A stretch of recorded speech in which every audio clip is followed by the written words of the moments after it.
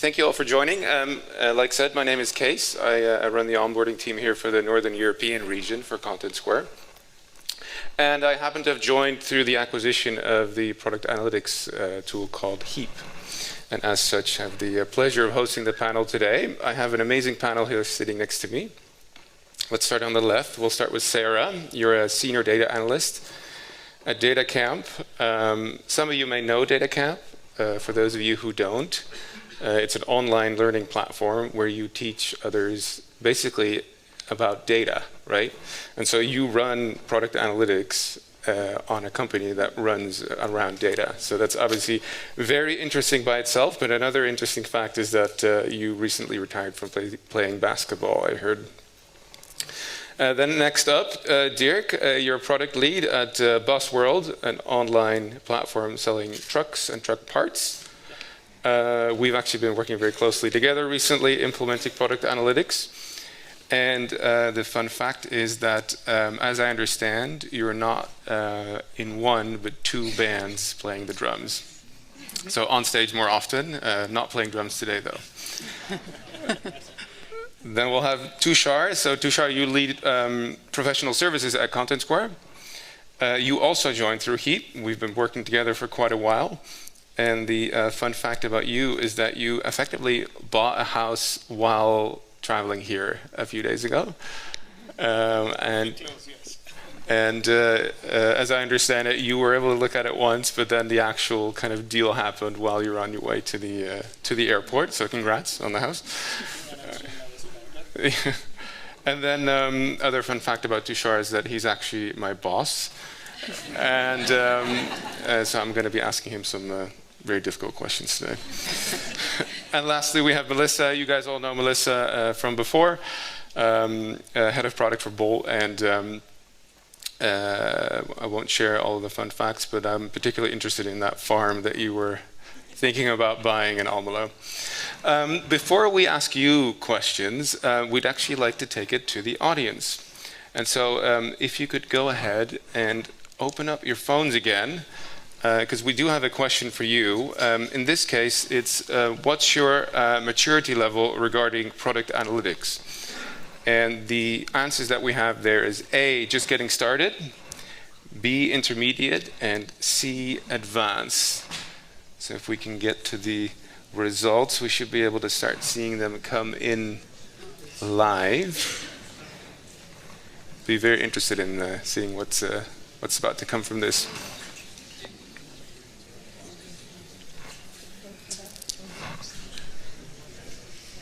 Can we get the results on screen? There we go. Wow.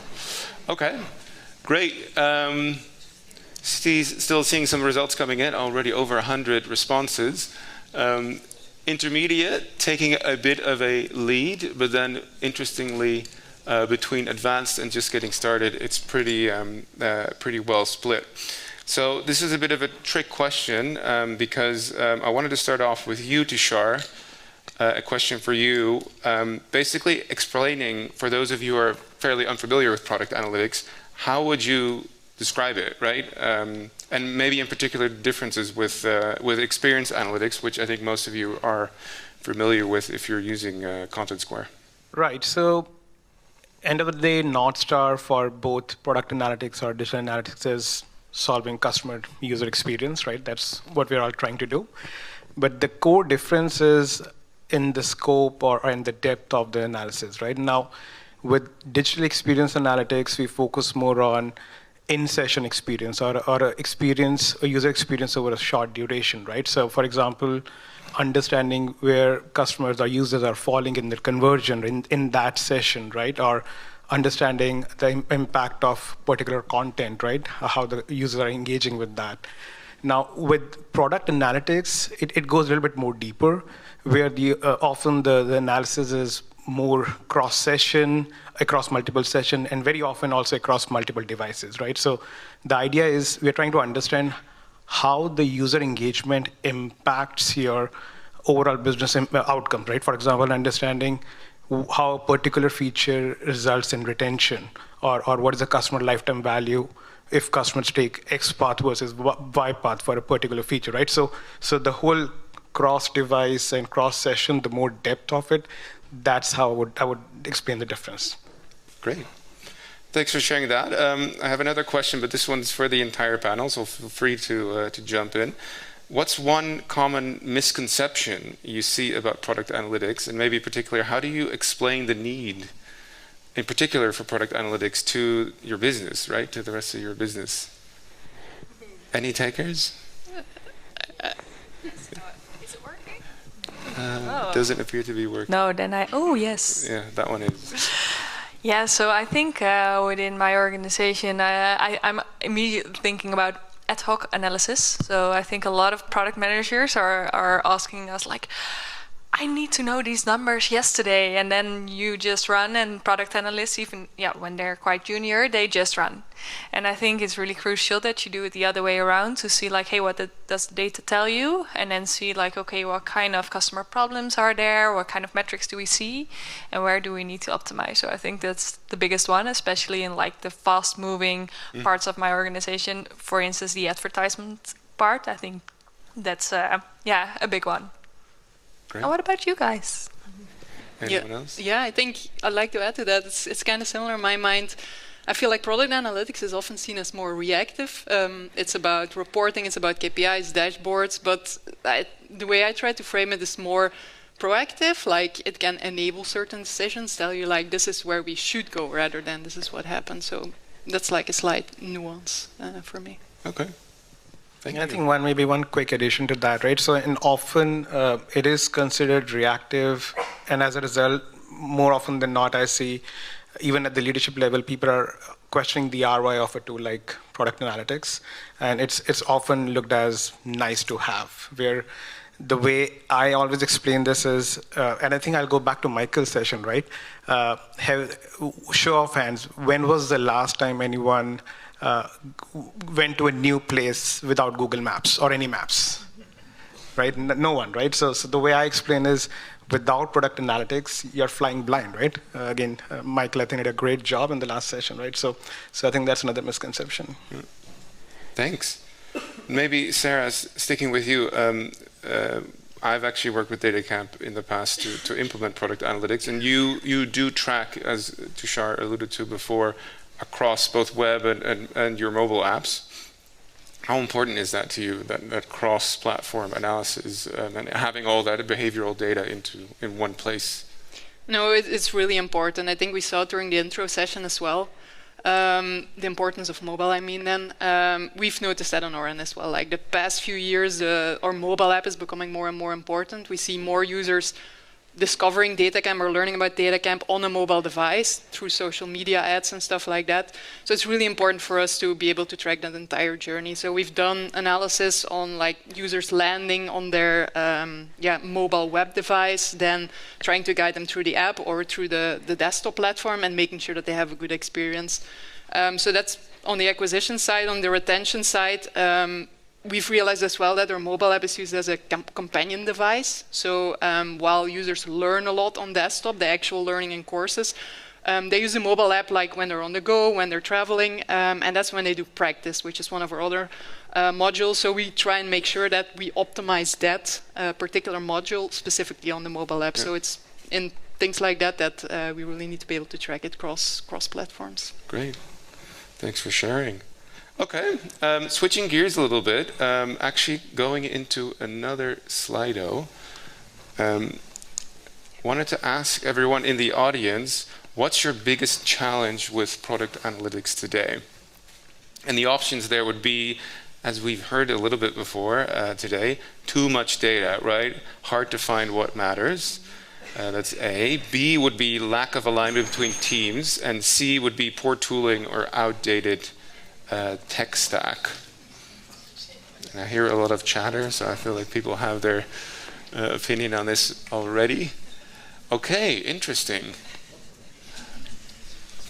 Very interesting. I would we're seeing it. We're seeing too much data go up because I was actually expecting that to have a much higher score. But it looks like lack of alignment between teams, which is very interesting, and actually maybe a perfect segue into a question I wanted to ask you, Dirk. you run what I would call a nimble organization, and as I'm sure you, as anyone else here, you're constantly fighting for dev time, right? And so the question is, how has a concept like Autocapture, which basically captures most of the data that you need automatically, how has that changed the way that you collaborate, in particular with other PMs or teams within your organization? Yeah, so I think previously we did not have the time for all the manual tagging of events. So yes, you know the acquisition through Google Analytics, for instance. You do some tagging and you know the conversion. But what happens in between, that you're totally blind of that. So with Autocapture, everything is there already, and we don't need the engineers to free their time that they spend on building features. Mm-hmm. So the data is there. When we ship a new feature, we can already track what's happening on the website. Yeah. And that gives insights to the PM, which he can share, of course, with the rest of the organization. Yeah. So that means that all the valuable dev time is spent really building the features and the tools that we need. So what you're saying is everybody does what they're good at, basically. Is basically. Kind of what I'm hearing there. Okay, kind of going along the same theme, another question I have for anyone here is, how do you make sure that data drives action and not just reports? Anyone care to take that one?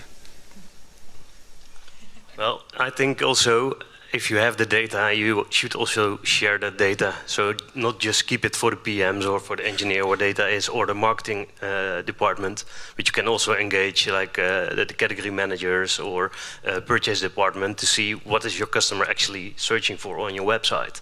Yep. And at BOSS, we did not do that enough. Mm-hmm. So you really had also silos in the departments. So marketing is checking some conversion, product management thinks, okay, we have some sales that are not going through, okay, we need to add some more products.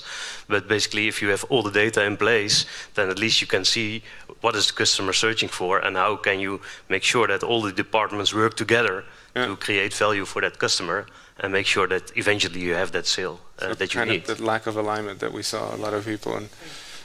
Precisely, I think you exactly addressed that. And I think also another theme, lack of alignment, comes from the fact it's ultimately change management, right? When companies are not data-driven and you're suddenly asking them to use data, right, or use a new tool, there is misalignment. Now, how we democratize that data, how we make it easy, and also, again, working with a tool which is easier to use for non-technical users, I think that helps reduce this friction. But the other big piece, and again, I'll go back to your session, right? So if you start with the business problem, what is the North Star you're trying to achieve? What are the KPIs to measure that success? And then what action you plan to take based on those results. If you start with those business questions and then look at the data, the alignment, the data action automatically happens, right? But if I've had, again, over the years, I've had multiple customers where I'll have this conversation. We want to understand our users. Like, okay, that's great, but what question are you trying to answer? Are you testing a new feature? Are you trying to understand if maybe change in the design in your website, change the conversion? You have to have some hypothesis and then some metric tied to it. I think when you have this whole process, and then you, again, in terms of your operating cadence, has things like, something I always suggest, insights to action it's part of how you product lifecycle development, right? So you have the data, you have the KPIs. Now let's talk about what actions we are taking, right? So it's I would say process where you bring people, alignment on that people, make it easier for them, enablement, and then have clear goals, right? So when you put it all together, action will come out of it. Yeah, I maybe to give a short answer, I totally agree with that. And for me, I think you don't always need to have actionable data, because reporting is also really important. And what helps is if you are going to speak one language, so basically comparable what you said. We try to compare all the teams with the same definition of revenue. Maybe that sounds easy, but it's really difficult, I can tell you. There are many different forms of revenue you can calculate. And if you go deeper down the line, it needs to be very actionable. So leading, lagging metrics, whatever. I think that connects the organization and also makes it actionable. And I think on top of that, to add, the final point is that it helps if your organization really has a clear vision. So if you want to, for instance, Gen Z is a big problem. We want more Gen Z people. So are there any Gen Zers here? Yay, buy at us. So yeah, we need them more. So that's one of the visions that we have. Like, okay, everything that we want to improve, at least we need to analyze what's coming there, and that helps in actionability, if that's a word. Yeah. I can imagine we spoke before the session, and you run a team of over 60 product analysts, I think. So I can imagine keeping everyone aligned there is quite the challenge. Great. I wanted to go to the last Slido actually for today, which is how does your team currently prioritize feature improvements? And the options there are A, based on stakeholder requests. Stickies, is that also in there? Sorry? I heard stickies. Well, yeah, the last one kind of falls into that category, I would say. But so B would be quantitative data, C would be based on user feedback, and D would be based on gut feeling, which I think comes into, based on gut feeling, still holding strong there in third place.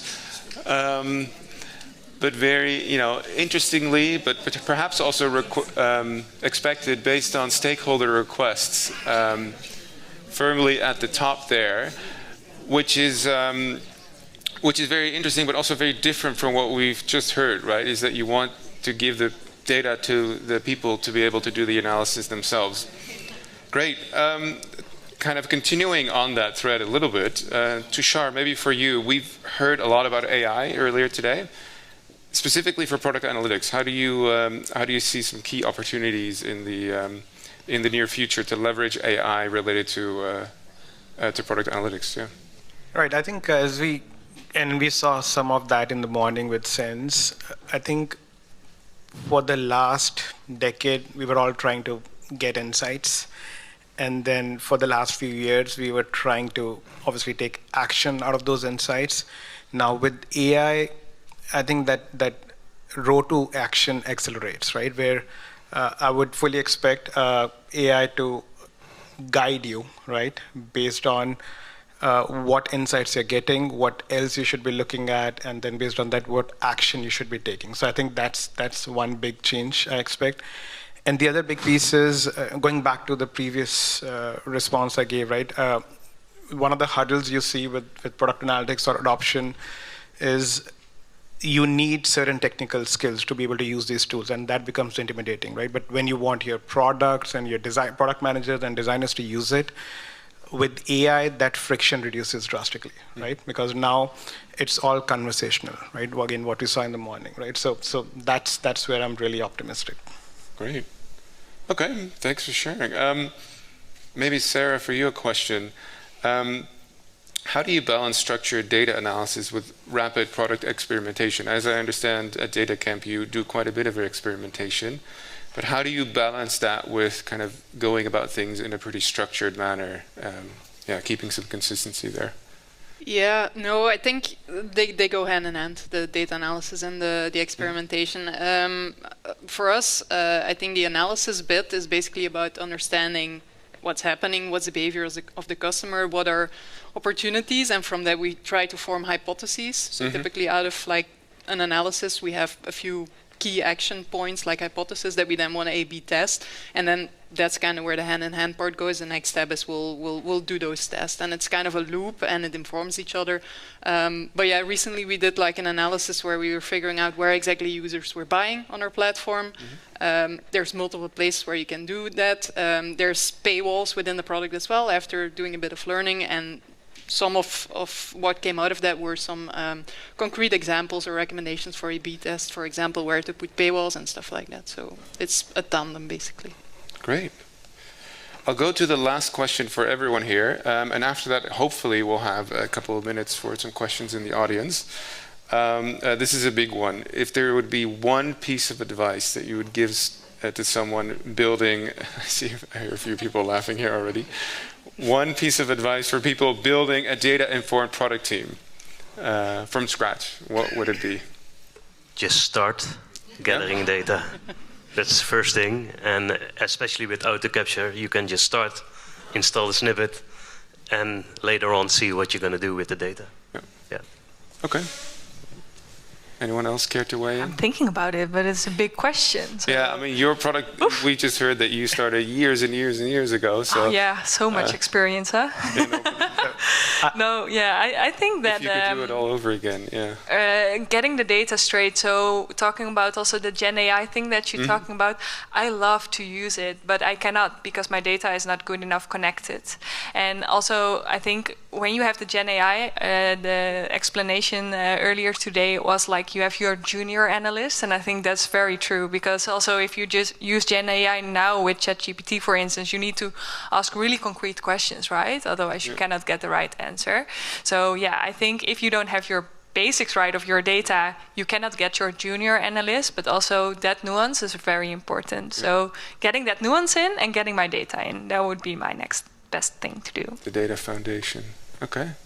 I cannot not talk, right? I was trying, but I love talking, so I have to wait. So I think what I would add, just one small, very tactical, very powerful thing is celebrate quick wins, right? So when you align everyone around a common mission, and what we were discussing previously, you have specific business outcomes and KPIs, I think that helps bind everyone around a purpose. You start there, obviously the tooling comes following that, and then as you think about this initial change management, celebrating quick wins, I think that's really powerful. That goes a long way when you're trying to do it from scratch. Great. Thanks for sharing. Okay, no last comment for you? Yeah, it's a broad topic and lots can be added to it. I think one thing would be, it's been touched upon in sessions here as well, it's not just about, I think, the product analytics team, but also the organization. So any type of training or education you can do in the rest of the organization around data and data literacy, I think will add to the efforts that are being made there. Great. I think we have time for one, perhaps two questions from the audience. Anyone have a question for the panel here?